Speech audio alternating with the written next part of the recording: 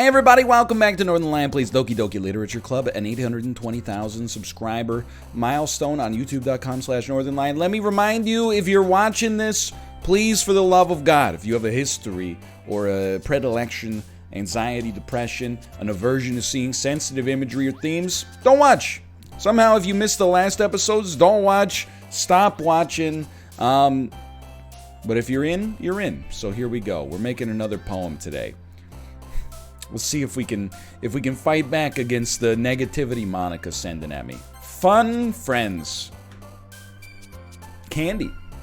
Pure, wonderful, sweet, unending rainbow. Amazing sparkle with extreme dazzle and a waterfall of precious, peaceful strawberry. Passionate bubbles with a fluffy rain cloud. How about that? I'm a little scared of where we're going here. Another day passes. It's time for the club to be meeting already. I've gotten a little more comfortable here over the past couple of days, despite the most uncomfortable thing since the office's dinner party happening yesterday. Entering the club room, the usual scene greets me. Welcome back, Ryan. Hi, Yuri. I'm not sure if it's me or if it's Yuri's expression, but the weight of yesterday's quarrel still hangs in the air a little bit. Yuri glances over her shoulder, looking around the room. Natsuki is reading manga at a desk, and surprisingly, Monika isn't here yet. Suddenly, Yuri takes my arm and pulls me to the corner of the room. About yesterday. I really need to apologize. Nothing like that has ever happened before, and something just came over me, I guess. I wasn't acting mentally sound. Please don't think we're usually like this, not just me, but Natsuki as well. Yuri, I'm happy that you were considerate and apologized. You don't have to worry too much. Even though I've only been here a couple of days, I could tell something was off yesterday. Maybe we were just a little extra sensitive because it was our first time sharing poems. But whatever it was, it didn't make me think anything less of you. I'd already decided there's no way you can be a bad person. And now that you're apologizing, I know you didn't really mean it. Ryan, don't say those kinds of things so frankly. They make me a little too happy. I'm really glad that you're an understanding person, and I'm really glad that you joined this club. Everything is a little bit brighter with you around, and sorry, what am I saying right now? Hey, have you guys seen Monika? No, I haven't. I was also kind of wondering where she was. Probably pulling some marionette strings in the background. Yuri, I'm guessing you haven't either? Yuri is clearly taken aback by how calmly Natsuki is addressing her. No, I haven't. Geez, this isn't like her at all. I know it's stupid, but I can't help but worry a little bit that maybe her shoulders have popped out her arms and now she's got swords where her hands used to be. What? Why are you looking at me like that? Natsuki, about yesterday. I just wanted to apologize. I promise I didn't mean any of the things I said, and I'll do my best to stay under control from now on. So, Yuri, what the heck are you talking about? Did you do something yesterday? Huh? Jeez. Whatever's on your mind, I'm sure it was nothing. I don't even remember anything bad happening. You're the kind of person who worries too much about the little things, aren't you? But,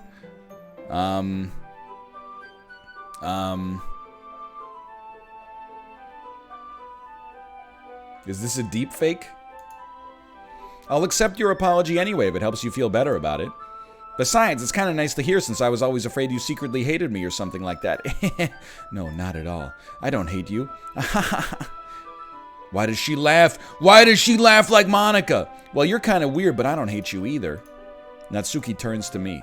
You're still on trial, though. Hey, suddenly the door swings open. Sorry, I'm super sorry. There you are. I didn't mean to be late. I hope you guys weren't worried or anything. Nah. Well, Natsuki was. I was not. What took you so long, anyway? Well, my last period today was study hall. To be honest, I just kind of lost track of time. That makes no sense, though. You would have heard the bell ring, at least.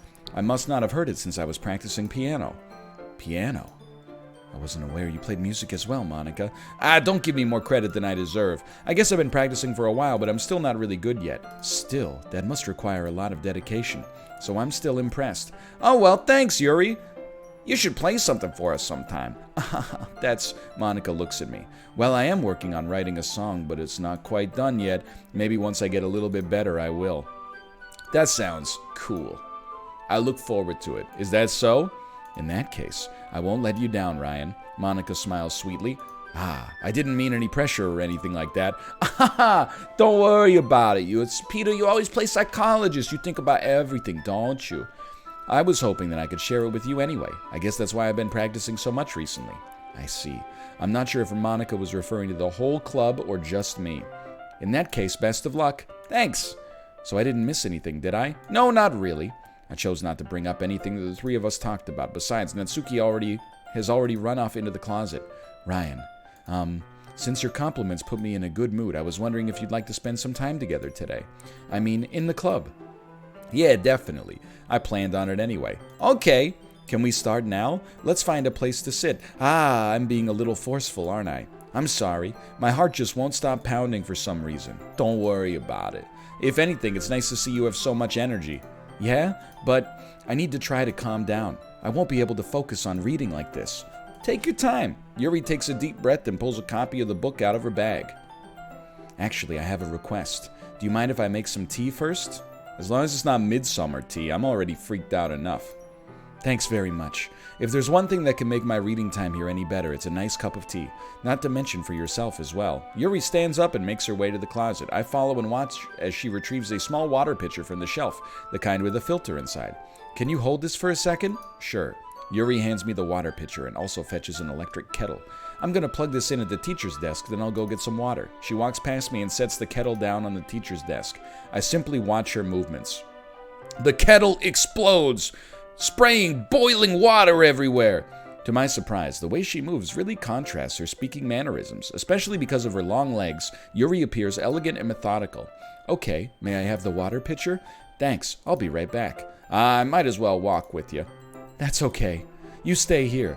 It won't take long. Pitcher in hand, Yuri hurries out of the classroom. Ah, did Yuri leave you again? No, it's not like that this time. She's just filling up the water pitcher to make tea. Oh, okay. Sorry for misunderstanding. Yuri has not returned. It's been 20 years. 10 minutes pass. Yuri said it wouldn't take long. Is something holding her up? I'm bored just waiting here, so I decide to go look for her. Wee you, disturbing content warning. Let's see. Yo, the music changed too. The most logical place for Yuri to be would be the nearest water fountain. I start heading down the hallway. Ha! What's that noise? It's coming from around the corner. It sounds like breathing. A sharp inhale, like someone is sucking the air through their teeth. Are they in pain? I reach the corner and peer around it. Yuri? Kia? Oh, nope. I did see she had some self-inflicted wounds. I'm back. Thanks for waiting patiently. Ryan, do you like oolong tea? Oh, yeah. Anything is fine. Very well. Yuri sets the temperature on the kettle to 200 degrees. Now it's time to get the teapot. You really do this properly, don't you? Of course. I shouldn't do any less when I'm making tea for others. Even if I'm not an expert on tea or anything? In that case, you'll only be even more impressed. Ah, perhaps I will. Yuri fetches the teapot and begins measuring the tea leaves. To my surprise, she even starts humming a little to herself. You must be in a good mood now. Is that so? I was letting it show, and you noticed. I was doing a bit of thinking, and I decided I would try expressing myself a little bit more. It turns out it's not very hard for me to do, when it's you who's around anyway. Ah, that's great, Yuri. Just don't push yourself too much. You're always worrying about me, Ryan. It's very endearing. Yuri wasn't kidding. I don't even know if I can keep up with this. I watch Yuri pour a cup of tea for each of us. Ryan, I have another request. Do you mind if we sit on the floor today? Why is that? It's a little bit easier on my back. It's easier on your back to sit on the floor than to sit in a chair? I can read with my back against the wall rather than bending over at my desk. Ah, sorry, I didn't realize. No worries. I just have back pain fairly regularly, so I do my best to manage it. You and me both, sister. I wonder why that is. It's most likely because Oh, I get it. Your posture, right? Always hunched over like that while reading? Yes. I have terrible reading posture, so that's why we should sit on the floor. Fair enough. I'll go ahead and get the book. I retrieve the book from my bag. Ah, I have some chocolate as well. It's a bag of small chocolate candies. I take it since it'll go well with the tea. Yuri and I then sit against the wall, teacups at our sides. As if in sync, we assume the same reading position as last time, each holding one half of the book, except this time, our bodies are even closer to each other. I can't see too well. Yuri slides closer until our shoulders are touching. How am I supposed to focus on reading like this? Yuri was always kind of cute, but when she's being less apprehensive, it's almost more than I can handle. Your teacup. Yuri hands me my teacup. Holding with my hand that's not holding the book, I end up in a position that makes it even harder to focus. Because now I need to make sure that I don't accidentally touch her chest. Meanwhile, Yuri hasn't noticed a single thing. She wears her intense reading expression, and I can only presume the world around her has faded away. I use all of my willpower to focus on reading. After a few minutes, I finally manage to relax a little. I put the teacup between my legs and fumble with the chocolate wrapper. Ah, sorry. I briefly let go of the book to finish opening the wrapper. You can have as much as you want. Ah, that's okay. I won't take any. Huh? Are you sure? Well, if I touch it, then it might get smudges on the pages. Ah, you're right. I didn't even think about that. My bad. No need to apologize. I'll hold the book, okay? Are you sure? Of course. Yuri opens the book with both hands, as we get primed for something to jump out of the screen at us. She holds it like that so I don't have any harder of a time reading from it. But as a result, her left arm is practically resting on top of my leg. Well, in that case, Yuri is already totally focused on reading again. I take a chocolate candy and pop it into my mouth. Then I take another chocolate, and I hold it up to Yuri. She doesn't even look away from the book. She simply parts her lips as if this situation was completely natural. But that means I can't stop here. Bro, she's gonna bite your finger again. She's gonna bite your finger. I apprehensively place the chocolate in her mouth. Just like that, Yuri closes her lips over it. Huh? Yuri's expression suddenly breaks. Did I just... Yuri looks at me like she needs to confirm what just happened. Ryan. Sorry. Guess I shouldn't have done that. Yuri starts to breathe heavily. I can't, Ryan. Suddenly, Yuri forcefully grabs my arm and jerks me to my feet. My teacup gets knocked over. Ryan. My heart won't stop pounding, Ryan. I can't calm down. I can't focus on anything anymore. Can you feel it, Ryan? Yuri suddenly presses my hand against her chest. Why is this happening to me? I feel like I'm losing my mind. Trying to stay inside the lines. I can't make it stop. It even makes me not want to read. I just want to look at you. Ha!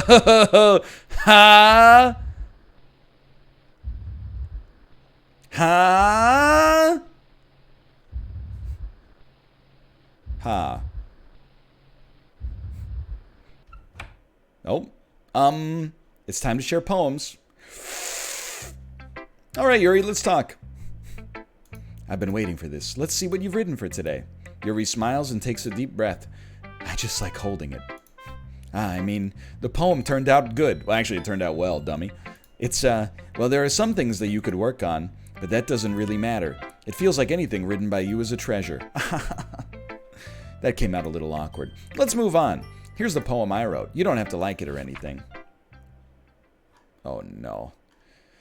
A rotating wheel turning an axle, grinding, bolt head, linear gearbox, falling sky, 7 holy stakes, a docked ship, a portal to another world, a thin rope tied to a thick rope, a torn harness, parabolic gearbox, expanding universe, time controlled by slipping cogwheels, existence of God, swimming with open water in all directions, drowning. A prayer written in blood, a prayer written in time-devouring snakes with human eyes, a thread connecting all living human eyes, a kaleidoscope of holy stakes, exponential gearbox, a sky of exploding stars, God disproving the existence of God, a wheel rotating in 6 dimensions, 40 gears and a ticking clock, a clock that ticks 1 second for every rotation of the planet. A clock that ticks 40 times every time it ticks every second time. A bolt head of holy stakes tied to the existence of a docked ship to another world. A kaleidoscope of blood written in clocks. A time-devouring prayer connecting a sky of 40 gears and open human eyes in all directions. Breathing gearbox, breathing bolt head, breathing ship, breathing portal, breathing snakes, breathing God, breathing blood, breathing holy stakes, breathing human eyes, breathing time, breathing prayer, breathing sky, breathing wheel. All right. I have to go.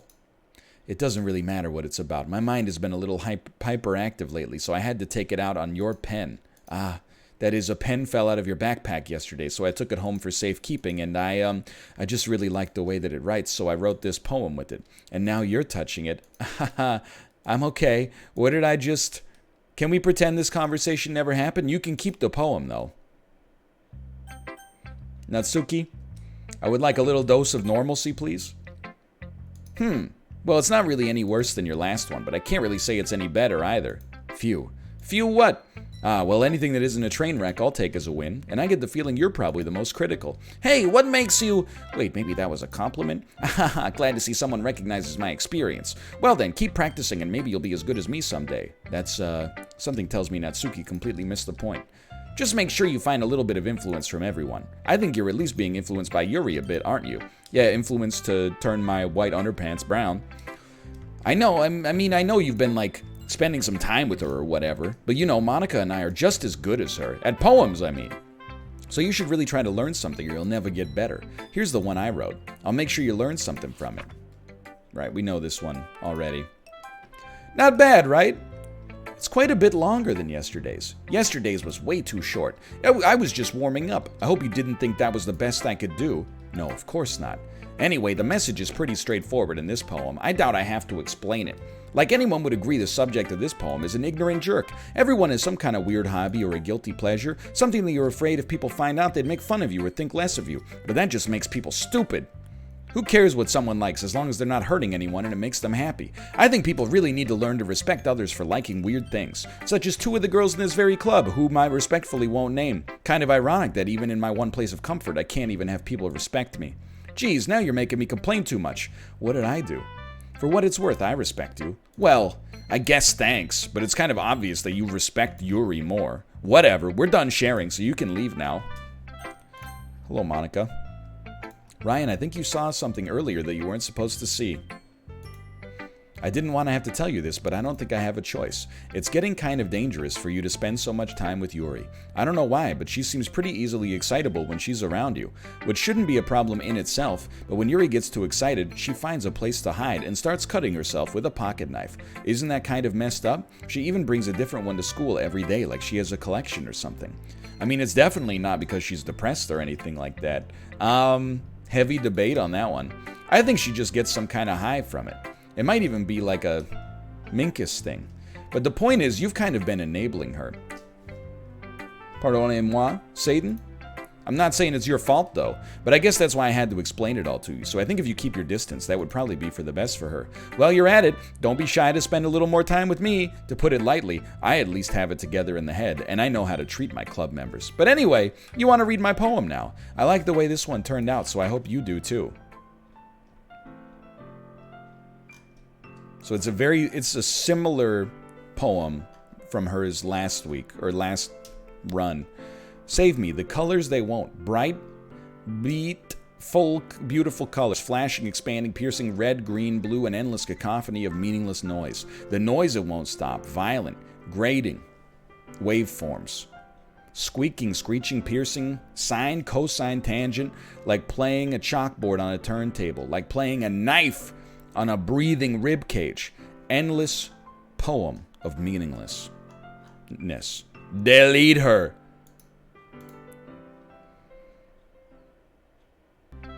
Sorry, I know it's kind of abstract. I'm just trying to, well, never mind. There's no point in explaining. Anyway, here's Monica's writing tip of the day. Sometimes you'll find yourself facing a difficult decision.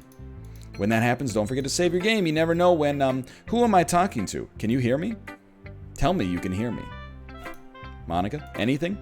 Please help me. Okay, that's my advice for today. Thanks for listening. You have unlocked a special poem. Would you like to read it? Sure. A joke. A man walked into a club. In the club there was a girl who liked him very much. They spent some time together, then she liked him even more. One day the girl realized she was in love with him. Before disaster could happen, a third party intervened with her programming. Suddenly the girl hated herself for being in love. This contradiction caused the script to derail. The universe started to collapse, but she killed herself just in time. Bruh? some Donnie Darko stuff. Okay, everyone. We're all done reading each other's poems, right? We have something we need to go over today, so if everyone could come sit at the front of the room. Is this about the festival? Well, sort of. Do we really have to do something for the festival? It's not like we can put together anything good in just a few days. We'll just end up embarrassing ourselves instead of getting any new members. That's a concern of mine as well. I don't really do well with last-minute preparations. Don't worry so much. We're gonna keep it simple, okay? Look, I know everyone's been a little bit more lively ever since Ryan joined, and we've started with some club activities. But this isn't the time for us to become complacent. We still only have 4 members, and the festival is our only real chance to find more, you know? What's so great about getting new members anyway? We already have enough to be considered an official club. More members will just mean everything gets noisier and more difficult to manage. Natsuki, I don't think you're looking at this the right way at all. Don't you want to share your passion with as many people as you can, to inspire them to find the same feelings that brought you here in the first place? The literature club should be a place where people can express themselves like they can't do anywhere else. It should be a place so intimate that you never want to leave. Well, mission failed so far. I know you feel that way too. I know we all do. So that's why we should work hard and put something together for the festival, even if it's something small. Right, Ryan? Oh, come on! You can't take advantage of Ryan to agree with you just because he doesn't know how to say no to anything. Oh, no. Look, Monica, do you really think any of us here joined the club with other people in mind? Yuri never even talked until Ryan joined. As for me, I just like it better here than I do at home. And Ryan isn't even passionate about literature in the first place, and that's everyone. Sorry, but you're really the only one who's interested in finding new members. The rest of us are fine like this. I know you're president and all, but you should really consider our opinions for once. Natsuki, you just posted cringe. Just for that, you get to go toe-to-toe with The Undertaker tonight. Monica's clearly taken aback by Natsuki's words.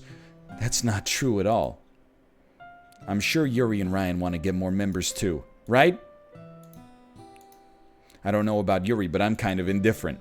If I showed as much enthusiasm as Monica wanted, then I would probably be lying. Still, if it's up to me to rescue the situation, no.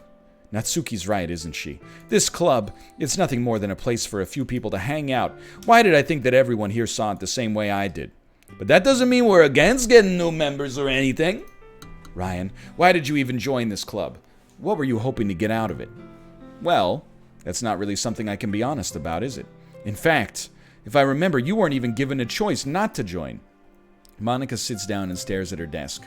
What's the point of all this anyway? What if starting this club was a mistake? Now you've done it, Natsuki. What, me? I just spoke my mind. Is it a crime to be honest? It's not about being honest. It's about word choice. Besides, you have no right to speak for everyone else in the club like that. You don't understand at all. I just want a place that feels nice to hang out with a few friends. Is there a problem with the club being that for me? There aren't many other places like that for me. And now Monica wants to take it away from me. She's not taking anything away. No, Ryan, it's not the same. It won't be the same with the direction she wants to take it. If I wanted that, then I could have just joined any other stupid club. But this one, at least for a little bit of time, things were nice. Natsuki starts packing up her things. I'm going home. I feel like I don't belong here right now. Natsuki. Natsuki ignores Yuri and walks right out of the classroom. This is bad. I don't know what to do. Well, do you have an opinion on the festival? I don't know. I'm kind of indifferent, I guess. Who cares about that obnoxious brat? Yo, it's her internal dialogue.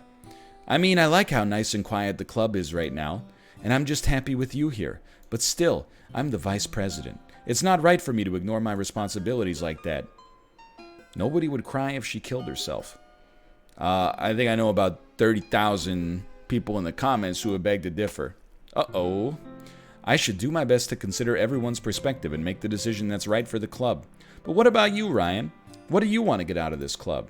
Yuri repeats the same question as Monica. I decide giving an indirect answer is better than nothing. I think the most important thing is for everyone to get along, and for the club to provide something you can't get anywhere else. The opportunity to read a book. I don't think it's about how many members, but rather the quality of each member. That's what will end up making the literature club a special place. I see. I really agree with you. Each member contributes their own qualities in a special way. With each change in members, the identity of the club as a whole will change too. I don't think that's necessarily a bad thing. Stepping out of your comfort zone every once in a while. So if you would like to help Monica with the festival, then I'm on your side as well. All right? Well, maybe we can all talk to Natsuki tomorrow. Yuri nods. Hey, Yuri? Eh? I know things were a little awkward yesterday, but I feel like you deserve to know that I still think you're a wonderful vice president, and also a wonderful friend. Monica, I want to do everything I can to make this the best club ever, okay? Me too. Yeah, let's all go home for today. We'll talk about the festival tomorrow. Okay. I look forward to it. Shall we go, Ryan? Please don't take this the wrong way, but I'm gonna chat a little bit with Ryan before we leave. No, I got a thing. Monica, I gotta go. Just to see what he thinks of his time here and all that. It's important to me as president. Yuri looks a little troubled, but she doesn't protest. Okay. I trust your judgment, Monica. In that case, I'll see the two of you tomorrow. See you tomorrow! Monica waves as Yuri exits the classroom. Phew! Things have been a little hectic lately, haven't they? Ryan, I just wanted to make sure you're enjoying your time at this club. I would really hate to see you unhappy. I feel kind of like I'm responsible for that as president, and I really do care about you, you know? And I don't like seeing other girls give you a hard time. With how mean Natsuki is and everything. And Yuri being a little bit, you know. Sometimes I feel like you and I are the only real people here. You know what I mean? But it's weird because in all the time you've been here, we've hardly gotten to spend any time together. I mean, I guess it's technically only been a couple days. Sorry, I didn't mean to say something weird. These are just some things I've been hoping to talk about with you. Things I know only you could understand. So that's why... Wait, not yet. No! Stop! Alright, well, we're probably going to call it here for this episode. Things continue to get more and more monka as the game goes on. But I'm still having, I'm having an intellectually stimulated time. They broke new ground. For now, thanks for watching. Again, this is a subscriber milestone. I hope you guys are enjoying it. If you are, please do click the like button, and we'll be back tomorrow with another episode. See ya!